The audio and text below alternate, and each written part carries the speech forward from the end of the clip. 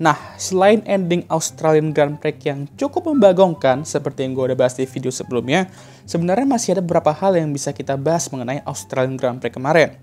Nah, contoh-contoh balapan yang seru ya kayak gini nih. Setiap akhir balapan, ada banyak hal yang bisa kita bahas. Kalau kemarin gue udah bahas ending Australian Grand Prix, seperti gue bilang tadi. Kali ini gue mau bahas soal penalti.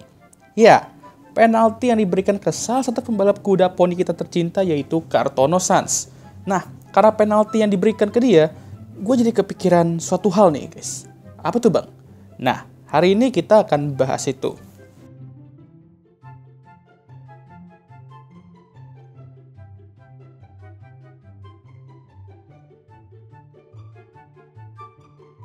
Seperti biasa, gue jelasin dulu lah ya performa tim tercinta kita kemarin pas Australian Grand Prix sebelum kita ke inti topik. Karena ya emang berkaitan gitu. Jadi Australian Grand Prix merupakan balapan yang perlu dilupakan oleh Ferrari tentunya ya. Ya balapan-balapan sejauh ini 2023 emang harus dilupakan juga sih. Dari free practice saja mereka udah sedikit keteteran nih. Entah emang pace-nya nggak ada atau masih ngepur dan kamu langsung push mode, ya gue nggak tahu. Ya sebenarnya masuk akal juga sih kalau kayak gitu. Soalnya masih free practice juga ya kan, dan takut meleduk lagi kayak di Bahrain. Tapi kalau misalnya emang beneran lelet ya siap-siap tes mental lagi ya kan para tifosi. Di qualifying, ya pace mereka so-so lah. Tapi pas Q3, ngelawak lagi Ferrari, ngira hujan bakal tiba. Tapi nyatanya, nggak ada hujan pun. Sama kayak tifosi ngira mereka bakal Jordan, tapi nyatanya tidak. Jadi karena perkiraan luar biasa mereka ini, dua pembalap mereka malah ngeset lap terakhir mereka lebih awal dari yang lain. Kartono qualified P5 dan Saipul qualified di P7. Ada sedikit kekesalan juga ketika Saipul ngerasa bahwa Kartono ngeblok dia di turn 3 sama 4. Ya, tapi tetap tenang, ini masih quali. Yang dihitung ialah balapan besok ya kan. Lebih baik qualifying jelek, tapi hasil balapan solid ya kan. Ya, untuk Ferrari ya biasanya kalau qualifying bagus, hasilnya kan keseringan amburadul. Kalau qualifying amburadul, biasanya pas race ya amburadul juga sih. Lalu tibalah race day. Dan seperti biasa, Ferrari nggak pernah gagal kalau soal menghibur kita. Mau itu mekanik, strategis, engineer, bahkan pembalapnya pun. Kali ini Saipul nggak tembus lap 1 dan ya DNF. Karena dia bersenggolan dengan Sir Lancelot. Dan gue harus akui ini murni racing incident. Oke ya guys ya. Alhasil dia nge-beach mobilnya dan nggak bisa keluar. Ada. Musim lalu Saipul meraih 2 kemenangan dari 3 balapan. Kalau sekarang meraih 2 DNF dari 3 balapan. Untuk Kartono, dia mampu mengawali balapan dengan solid sebenarnya. Dan naik ke P4. Cuman ya gitu, pace-nya nggak sekenceng duo Mercy sama Max di depan. Lalu tibalah safety car, dan dia pit. Dan tebak apa yang terjadi? Yep, red flag. Itu berarti semua pembalap bakal ganti ban. Itu berarti juga Kartono dirugikan karena insiden ini. Karena semua pembalap bakal ganti ban saat red flag tersebut. Ya gimana ya, ini kombinasi salah strategi dan ketidakberuntungan aja sih menurut gue. Heran makanya gue, kenapa ya tim ini selalu aja apes. Gue tuh sampai heran gitu. Kayaknya nggak ada tim apes Ferrari gitu ya. Ya akhirnya dia turun ke P11. Dan dari sini kita melihat Kartono kembali mengaktifkan mode 2021 dia. Ya kita tahu lah mode 2021 dia ya kan. Inilah anehnya Kartono. Dikasih mobil kencang sekelas papan atas malah turu. Giliran dikasih mobil mediocre malah sangar. Apa Ferrari perlu kasih Saipul mobil kencang dan Kartono mobil mediocre aja biar bisa jadi juara? Oh, jelas lah bang. Dalam mimpi tapi. Kartono mampu menyalip beberapa pembalap dan naik ke P4. Pace-nya pun juga sebenarnya kenceng dan sempat merupakan pembalap kedua tercepat di track saat itu. Sehingga ada potensial untuk meraih podium ya kan. Nah setidaknya kan kalau gini ada yang bisa dibanggakan dari Ferrari di weekend itu ya kan. Tapi menuju akhir-akhir balapan, sepertinya P4 memang merupakan posisi yang paling realistis untuk Kartono.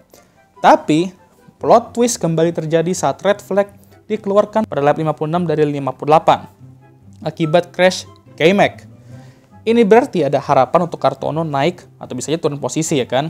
Ini harus dimanfaatkan dia untuk membawa hasil bagus untuk Ferrari setelah weekend yang menyedihkan untuk kesekian kalinya.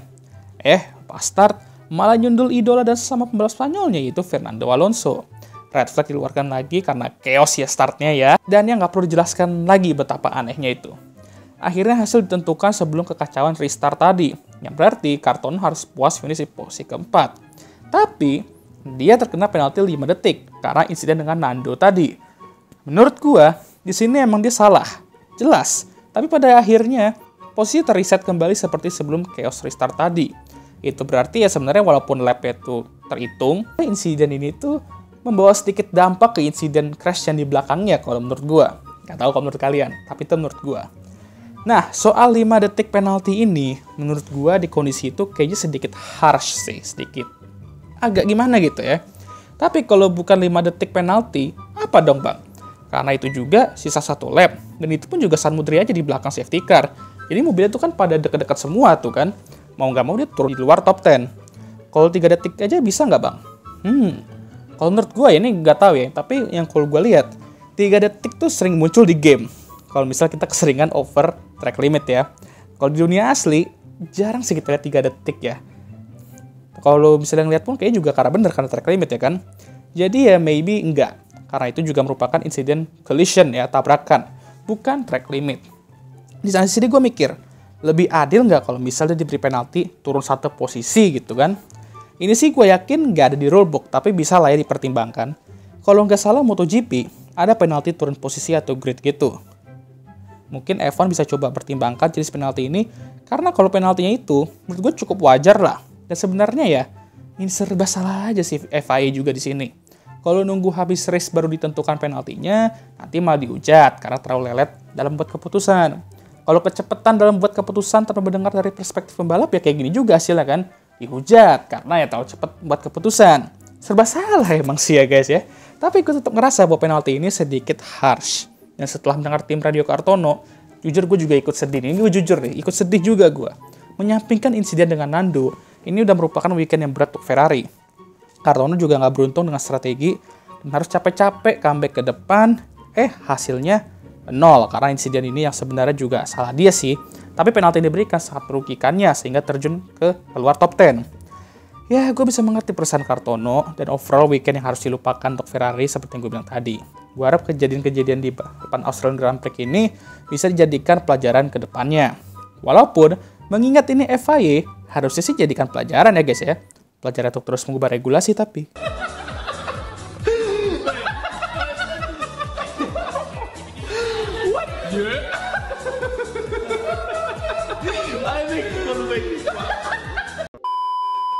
Entah ini gue doang atau kalian juga ngerasa ya. Tapi ya kadang apapun keputusan FIA mengenai soal-soal kontroversial kayak gini, selalu salah di mata fans. Ini gue doang atau kalian juga ngerasa kayak gini ya? Tulis komentar kalian kolom komentar. Dan ya gimana menurut kalian soal penalti tentang Carlos Sainz ini? Opini apapun gue apresiasi karena ini juga adalah topik yang dimana opini itu nggak ada yang benar atau salah gitu. Kita diskusi aja ya guys ya. Jadi jangan lupa like, subscribe, dan share video ini. Dan jangan lupa juga untuk nyalakan lonceng notifikasi agar kalian semua tahu ketika gue ngupload video baru. Dan jangan lupa juga untuk follow IG gue ya guys. Dan I'll see you guys next time. Goodbye.